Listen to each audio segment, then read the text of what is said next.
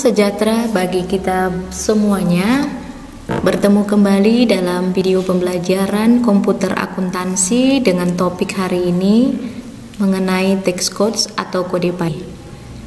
Pada MAYOP versi 18, menu untuk pengelolaan kode pajak atau tax code berada pada menu bar list dengan pilihan tax codes. Untuk kode-kode pajak yang tidak kita perlukan, itu akan kita hapus karena tidak sesuai dengan versi Indonesia. Dan yang sesuai, itu akan kita edit yang dibagi atas dua, GST dan NT. Jadi pastikan nanti kedua kode pajak ini tidak terhapus. Dan GST akan kita ganti menjadi PPN atau pajak pertambahan nilai. Untuk pengeditan kode pajak akan terdapat menu seperti ini, dan bagaimana langkah-langkah untuk mengedit kode pajak akan kita praktekkan. Kita akan buka file yang sebelumnya sudah pernah kita kerjakan, maka kita akan klik menu bar list lalu pilih tax codes. Nah, ini di sini masih terdapat semua kode pajak ketika pertama kali kita membuka tax codes. Jadi untuk kode pajak yang tidak kita perlukan itu akan kita hapus sehingga tersisa hanya yang diperlukan, yaitu GST dan NT.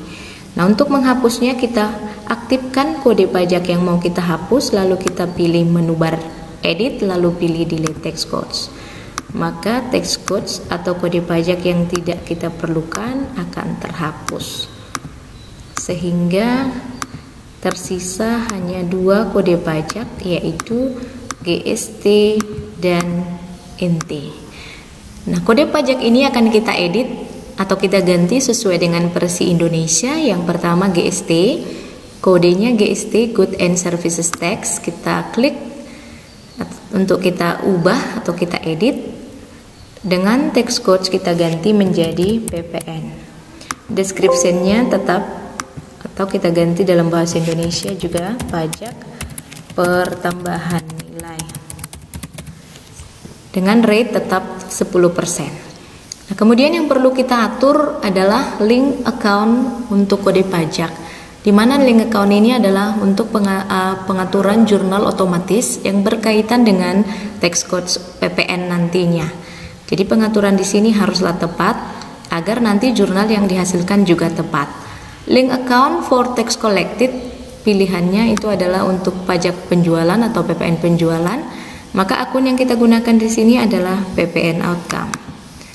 Untuk link account for tax paid, akun yang kita gunakan nantinya adalah pajak pembelian atau PPN income.